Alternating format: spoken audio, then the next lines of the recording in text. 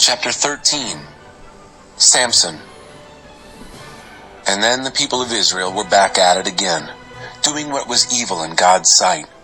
God put them under the domination of the Philistines for 40 years. At that time, there was a man named Manoah from Zorah, from the tribe of Dan. His wife was barren and childless. The angel of God appeared to her and told her, "I know you are barren and childless, but you're going to become pregnant and bear a son. But take much care. Drink no wine or beer. Eat nothing ritually unclean. You are, in fact, pregnant right now, carrying a son. No razor will touch his head. The boy will be God's Nazirite from the moment of his birth. He will launch the deliverance from Philistine oppression." The woman went to her husband and said, "A man of God came to me. He looked like the angel of God, terror laced with glory. I didn't ask him where he was from, and he didn't tell me his name, but he told me, 'You're pregnant. You're going to give birth to a son. Don't drink any wine or beer, and eat nothing ritually unclean. The boy will be God's Nazirite from the moment of birth to the day of his death." Manoah prayed to God, "Master, let the man of God you sent come to us again and teach us how to raise this boy who is to be born." God listened to Manoah. God's angel came again to the woman. She was sitting in the field. Her husband Manoah wasn't there with her. She jumped to her feet and ran and told her husband, "He's back, the man who came to me that day." Manoah got up and, following his wife, came to the man. He said to him, "Are you the man who spoke to my wife?" He said, "I am." Manoah said, "So, when what you say comes true, what do you have to tell us about this boy and his work?" The angel of God said to Manoah, "Keep in mind everything I told the woman. Eat nothing that comes from the vine. Drink no wine or beer. Eat no ritually unclean foods. She's to observe everything I commanded her." Manoah said to the angel of God, "Please, stay with us a little longer. We'll prepare a meal for you, a young goat." God's angel said to Manoah, "Even if I stay, I won't eat your food. But if you want to prepare a whole burnt offering for God, go ahead, offer it." Manoah had no idea that he was talking to the angel of God. Then Manoah asked the angel of God, "What's your name?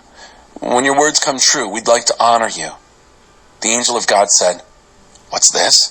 You ask for my name? You wouldn't understand. It's sheer wonder." So Manoah took the kid and the grain offering and sacrificed them on a rock altar to God, who works wonders. As the flames leapt up from the altar to heaven, God's angel also ascended in the altar flames. When Manoah and his wife saw this, they fell face down to the ground. Manoah and his wife never saw the angel of God again.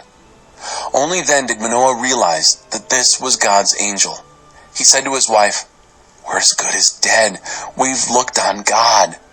But his wife said, "If God were planning to kill us, he wouldn't have accepted our whole burnt offering and grain offering, or revealed all these things to us, given us this birth announcement."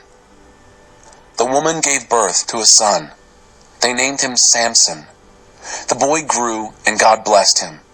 The Spirit of God began working in him while he was staying at a Danite camp between Zorah and Eshtaol. Chapter 14. Samson went down to Timnah.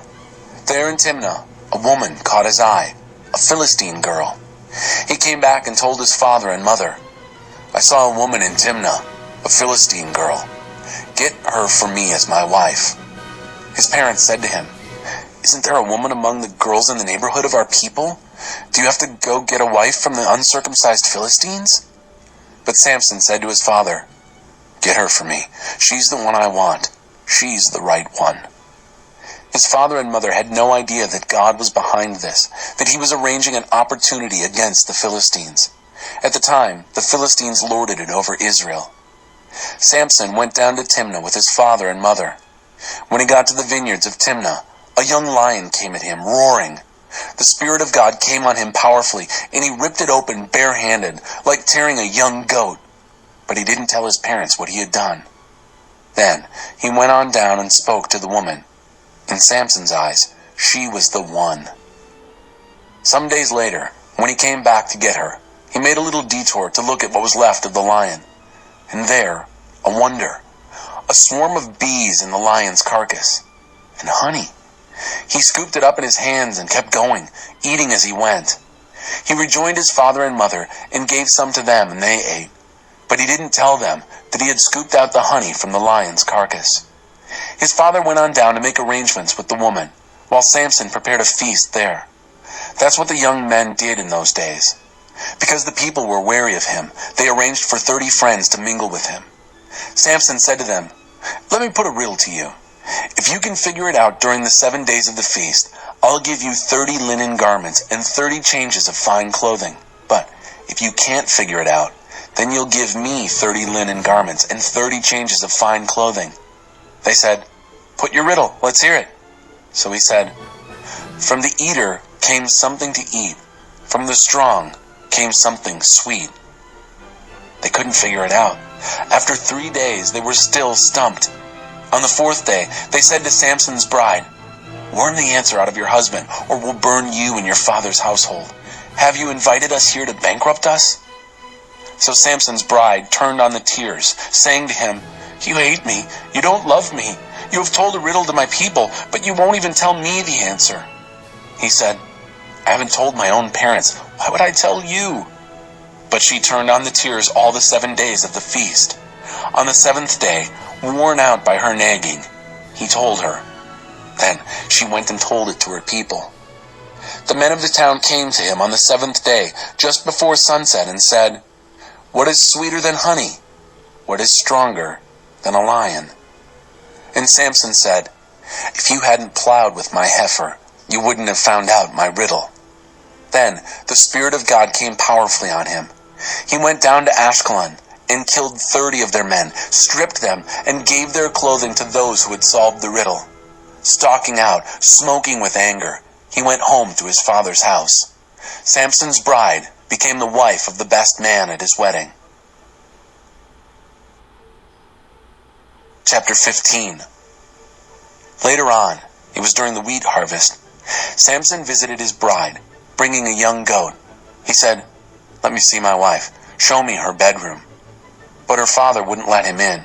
He said, "I concluded that by now you hated her with a passion. So I gave her to your best man. But her little sister is even more beautiful. Why not take her instead?" Samson said, "That does it. This time when I wreak havoc on the Philistines, I'm blameless." Samson then went out and caught 300 jackals. He lashed the jackals' tails together in pairs and tied a torch between each pair of tails. He then set fire to the torches and let them loose in the Philistine fields of ripe grain. Everything burned, both stacked and standing grain, vineyards and olive orchards, everything. The Philistines said, "Who did this?" They were told, "Samson, son-in-law of the Timnite, who took his bride and gave her to his best man." The Philistines went up and burned both her and her father to death. Samson then said, "If this is the way you're going to act, I swear I'll get even with you, and I'm not quitting till the job's done." With that, he tore into them, ripping them limb from limb, a huge slaughter. Then he went down and stayed in a cave at Edom Rock. The Philistines set out and made camp in Judah, preparing to attack Lehi, Jawbone. When the men of Judah asked, "Why have you come up against us?" they said, "We're out to get Samson. We're going after Samson to do to him what he did to us." 3 companies of men from Judah went down to the cave at Edom Rock and said to Samson, "Don't you realize that the Philistines already bully and lord it over us? So what's going on with you, making things even worse?" He said, "It was tit for tat. I only did to them what they did to me." They said, "Well, we've come down here to tie you up and turn you over to the Philistines." Samson said, "Just promise not to hurt me." "We promise," they said. "We will tie you up and surrender you to them, but believe us, we won't kill you." They proceeded to tie him with new ropes and let him up from the rock. As he approached Lehi, the Philistines came to meet him, shouting in triumph. And then the Spirit of God came on him with great power. The ropes on his arms fell apart like flax on fire. The thongs slipped off his hands. He spotted a fresh donkey jawbone, reached down and grabbed it, and with it, killed the whole company. And Samson said, "With a donkey's jawbone, I made heaps of donkeys of them. With a donkey's jawbone, I killed an entire company." When he finished speaking, he threw away the jawbone. He named that place Ramath Lehi, Jawbone Hill. Now he was suddenly very thirsty. He called out to God, "You have given your servant this great victory. Are you going to abandon me to die of thirst and fall into the hands of the uncircumcised?" So God split open the rock basin in Lehi. Water gushed out, and Samson drank. His spirit revived. He was alive again. That's why it's called En-Hakkore, Caller's Spring. It's still there at Lehi today. Samson judged Israel for 20 years in the days of the Philistines.